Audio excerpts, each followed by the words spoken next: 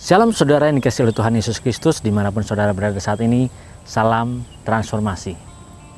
Saudara, ketika kita melakukan sebuah bisnis, sebuah usaha, membangun suatu kerjasama, biasanya kita disepakati dengan sebuah tanda yang namanya perjanjian atau agreement. Ketika kita membangun bisnis dengan orang lain, dibutuhkan yang namanya agreement. Agreement ini yang mengikat antara dua belah pihak, membuat dia berusaha, berjuang, melakukan suatu kegiatan dengan tujuan bersama seperti yang disepakati dalam agreement tersebut. Tujuannya agar sama-sama bisa menghasilkan apa yang diharapkan dari pihak A dan apa yang diharapkan dari pihak B. Ada kesepakatan, ada agreement yang dijaga. Dan ketika salah satu pihak melanggar agreement tersebut, maka perjanjian tersebut bisa dikatakan gagal demi hukum. Terutama dalam hal berbisnis, membangun sebuah usaha, semua diperlukan yang namanya agreement. Di dalam kehidupan kita saudara, kita pun punya perjanjian-perjanjian. Ketika kita membaca firman Tuhan, Alkitab terdiri dari dua perjanjian. Ada perjanjian lama dan ada perjanjian baru. Di dalam perjanjian lama itu mengisahkan bagaimana bangsa Israel memiliki perjanjian dengan Allah pada saat itu. Ketika Allah menyatakan dirinya bahwa dia sang juru selamat, dia menyelamatkan bangsa Israel keluar dari tanah Mesir, keluar dari bangsa Mesir dan dibawa dan dituntun ke tanah perjanjian supaya bangsa Israel bisa menggenapi apa yang Tuhan janjikan. Dia harus berjalan di padang gurun. Ketika dia mengalami perjalanan di padang gurun, dia mengalami banyak masalah, dia mengalami banyak tantangan. Dia butuh kesepakatan karena Tuhanlah yang menyelamatkan dia, karena Allah lah yang mengeluarkan dia, yang membebaskan dia dari bangsa Mesir.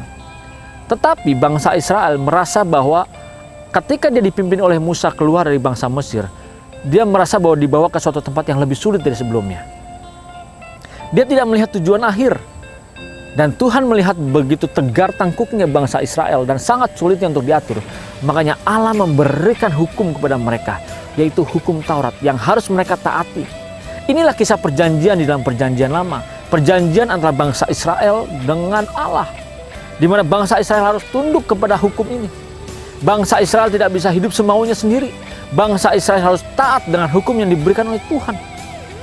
Saudara, bahkan ketika bangsa Israel diberikan hukum saja, dia masih banyak melakukan pelanggaran.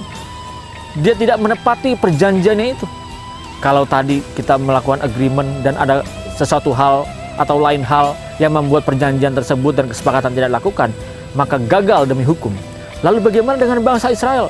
Ketika dia melakukan pelanggaran, justru bangsa Israel mengalami masalah. Bangsa Israel mengalami pengasingan. Bangsa Israel mengalami kekalahan. Saudara, bangsa Israel seharusnya tunduk dengan peraturan ini. Inilah yang namanya perjanjian. Perjanjian itu memiliki kekuatan yang sangat dahsyat. Kekuatan yang luar biasa. Makanya harus dituruti, harus ditaati. Demi tercapainya suatu tujuan. Tujuan yang Allah inginkan adalah dia membuat perjanjian dengan bangsa Israel, supaya bangsa Israel ini bisa mencapai dan menginjakkan kakinya di tanah perjanjian.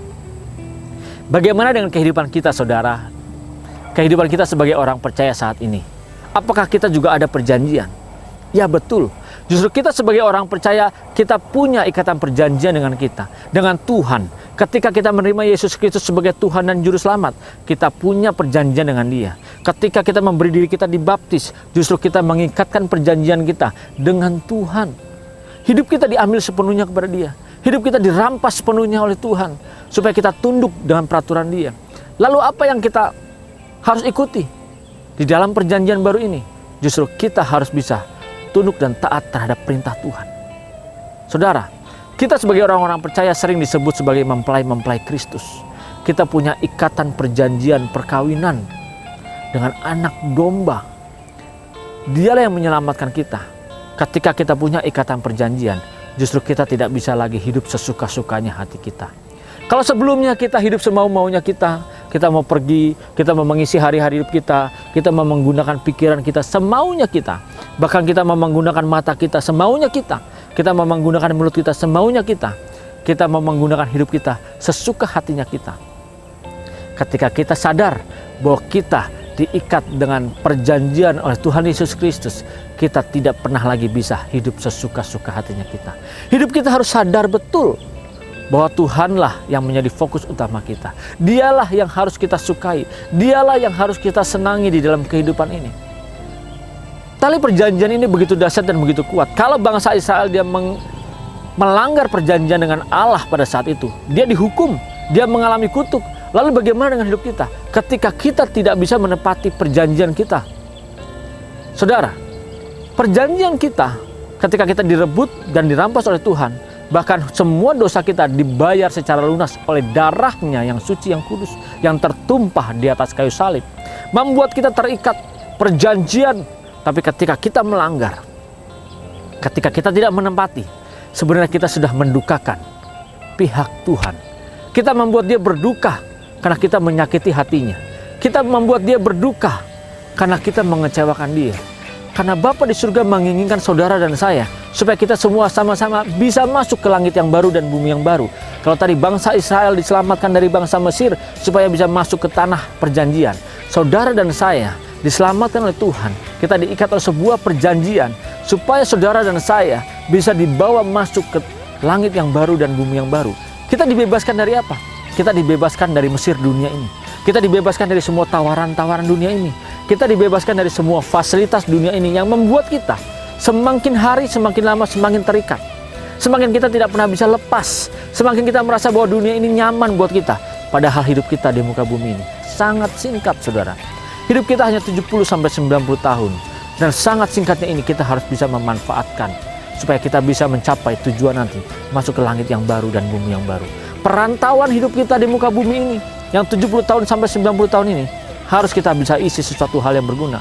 Harus kita bisa isi dengan kita bersekutu dengan Bapa di surga. Saudara, ikatan perjanjian ini punya kekuatan dahsyat. Ketika kita menyadari ikatan perjanjian dalam kehidupan kita, itu membuat kita tetap berjalan di tracknya Tuhan, berjalan di dalam kehendaknya Tuhan, berjalan di dalam keinginannya Dia, memuaskan dan menyenangkan hati Tuhan, bukan hati kita sendiri. Saudara yang dikasihi oleh Tuhan Yesus Kristus, ketika kita berjalan dengan sesuai keinginan kita, berarti kita menarik diri dari persekutuan dengan Tuhan. Berarti kita membuat hidup kita, mengikatkan diri kita dengan dunia ini. Kita mengikatkan dengan segala kenikmatan dunia ini. Tetapi saat ini, ketika kita menyadari dahsyatnya perjanjian itu, justru membawa kita bisa masuk ke langit yang baru dan bumi yang baru. Ketika kita sadar pentingnya perjanjian tersebut, itu membuat hidup kita tidak bisa lagi suka-suka sendiri. Membuat hidup kita tidak pernah lagi bisa main-main. Karena kita harus berusaha untuk menyenangkan hati Bapa, menyukakan hatinya, menyenangkan Dia, dan menuruti setiap kehendaknya dalam kehidupan kita. Terlalu banyak kehendak Tuhan yang kita lawan selama ini. Terlalu banyak keinginan Tuhan yang saat ini kita tentang. Justru saat ini ketika kita sadar ikatan perjanjian itu membuat kita tetap terus berjalan di dalam tracknya Tuhan. Dibutuhkan keuletan, dibutuhkan ketekunan, dibutuhkan kesadaran, dibutuhkan kerelaan agar hidup kita benar-benar dibawa untuk melengkapi, untuk memenuhi semua perjanjian yang ada. Ketika kita hidup saat ini zaman perjanjian baru, mari kita genapi apa yang menjadi perjanjian ini, apa yang kita inginkan. Seharusnya kita bisa sempurna, seharusnya kita bisa masuk ke langit yang baru dan bumi yang baru, di mana Tuhan menginginkan saudara dan saya kita masuk dan menginjakan kaki kita di sana. Di sanalah kita lulus, di sanalah tempat kita. Kalau saat ini kita menderita, kita menolak semua tawaran dunia, rasanya kita menderita, jangan khawatir.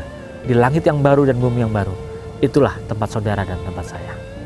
Mari sadari kuatnya, dahsyatnya perjanjian tersebut yang membuat kita tetap berjalan di dalam jalan kebenaran. Tuhan Yesus Kristus memberkati. Salam transformasi.